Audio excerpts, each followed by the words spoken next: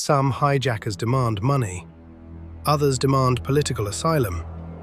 But only one man in history turned a commercial airliner into his personal escape pod and stepped off the back of a plane at 10,000 feet into a thunderstorm, with $200,000 strapped to his chest. November 24, 1971, the day before Thanksgiving. Airports across America were packed with travelers heading home. Flight 305 from Portland to Seattle was just another 30-minute hop on the schedule. Nothing about it was supposed to be remarkable. But by the time that plane landed, the man in seat 18C had already rewritten the rules of what was possible. And what he did next, the thing that made him a legend, is also the thing that made him disappear forever. The man who called himself Dan Cooper bought a one-way ticket at the Portland airport counter. $20 in cash, no luggage, just a briefcase and a dark business suit with a white shirt and a black clip-on tie. He looked like every other businessman in the terminal. He boarded the flight, ordered a bourbon and soda, lit a cigarette, and waited. The plane took off at 2:50 p.m. with 36 passengers and 6 crew members aboard. It was a short flight, barely 30 minutes. Somewhere over the forests of southwestern Washington, Cooper handed a note to Florence Schaffner, the 23-year-old flight attendant sitting in the jump seat near the rear exit. She thought he was giving her his phone number. She slipped it into her pocket without reading it. Cooper leaned forward. "Miss, you'd better look at that note. I have a bomb." The note was handwritten, neat, specific. It demanded $200,000 in $20 bills, unmarked American currency, 4 parachutes, 2 primary, 2 reserve, and a fuel truck standing by in Seattle to refuel the plane. No negotiation, no threats beyond the bomb, just a list. Florence Schaffner stayed calm. She walked the note to the cockpit. The captain radioed authorities on the ground. By the time Flight 305 touched down in Seattle at 5:39 p.m., the FBI was already assembling the ransom. But here's where Cooper's mind revealed itself. He didn't just ask for money, he asked for 4 parachutes. Not 1, not 2, 4. He knew if authorities thought he might take hostages, they'd give him rigged chutes that wouldn't open. By asking for 4, he forced them to scramble, to pull 4 parachutes from a nearby skydiving school and deliver them untampered. He was thinking 3 moves ahead, and nobody on the ground realized it yet. The passengers were kept in the dark the entire time. They were told there was a mechanical delay. No panic, no chaos. When the plane finally landed in Seattle, Cooper released all 36 passengers and 2 flight attendants in exchange for the money and the chutes. Then he kept 3 pilots, 1 flight attendant, Tina Mucklow, and gave the cockpit a new destination, Mexico City, with a refueling stop in Reno, Nevada. Flying low, no higher than 10,000 feet, landing gear down, rear door unlatched. Every instruction was precise, every detail was calculated. Cooper wasn't improvising. He had planned every inch of this. The 727 took off from Seattle just after 7:40 p.m. Cooper ordered Tina Mucklow into the cockpit and told her not to come back. She asked if she could get her purse. Cooper said no. She walked forward and closed the first-class curtain behind her. Now Cooper was alone in the passenger cabin. 37 empty seats, a briefcase, 4 parachutes, and a canvas bank bag with $200,000. Outside, a winter storm was building over the Pacific Northwest. Rain, wind, near freezing temperatures, the kind of night where search helicopters stay grounded. At approximately 8:13 p.m., a warning light flickered on in the cockpit. The rear air stair had been deployed. Captain William Scott called back on the intercom. "Is everything okay back there?" A moment of silence, then, "No." It was the last word anyone ever heard Dan Cooper speak. At 8:14 p.m., the plane shuddered slightly. The pilots felt it in the controls.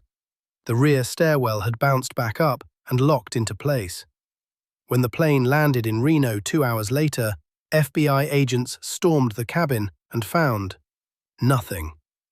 37 empty seats, 2 of the 4 parachutes still on board.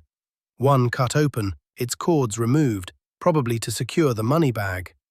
A black clip-on tie, and 8 cigarette butts in the armrest ashtray. No Cooper, no briefcase, no $200,000. He had jumped into the freezing darkness somewhere over the dense forests of southwestern Washington.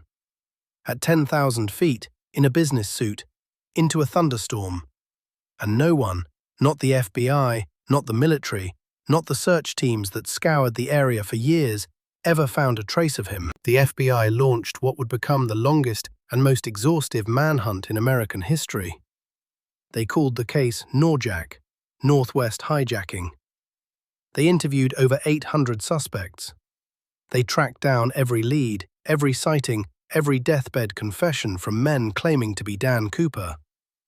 In 1980, a young boy was digging along the Columbia River when he found 3 bundles of rotting $20 bills, nearly $6,000 in total. The serial numbers matched Cooper's ransom money. It was the only physical evidence ever recovered, but it raised more questions than it answered. Had Cooper buried the money there? Had it washed downstream? Was it planted? The FBI officially suspended the case in 2016, after 45 years. Over 60 volumes of case files, and no answer.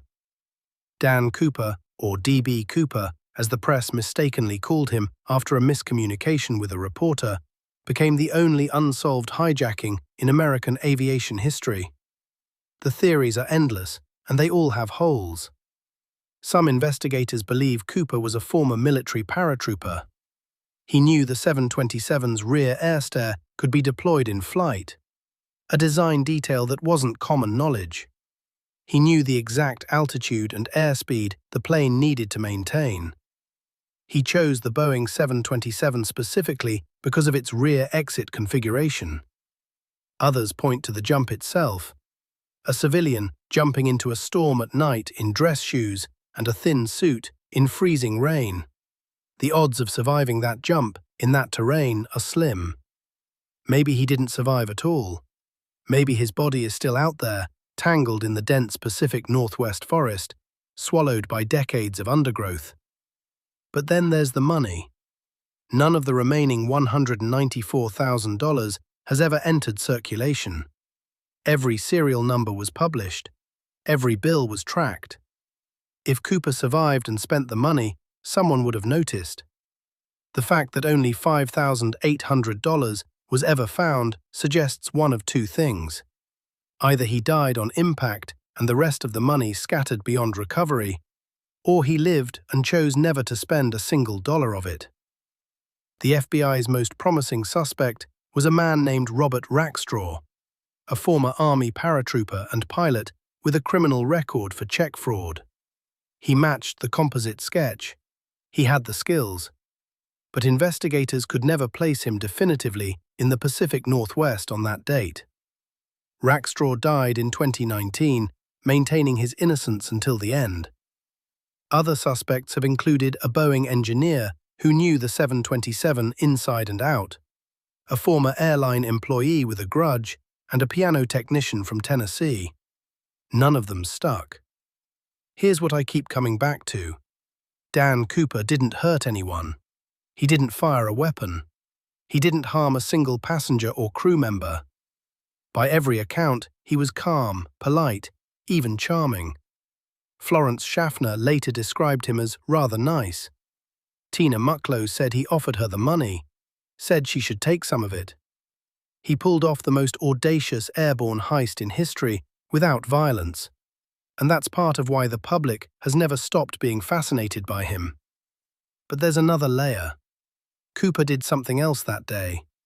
He exposed the gap between what we think we know and what's actually possible. A man in a suit, with a briefcase and a $20 ticket, outsmarted the entire American law enforcement apparatus. Not with weapons, with planning, with patience, with an understanding of systems. That gap between what we believe is secure and what one determined mind can unravel is the same reason we can't look away from unsolved mysteries in the first place. They remind us that the world is larger and stranger than our explanations for it. Cooper didn't just vanish, he vanished into a question. And 55 years later, that question is still hanging in the air over the Washington forest. Unanswered, waiting. Until the next case, this is Shadows of Mystery.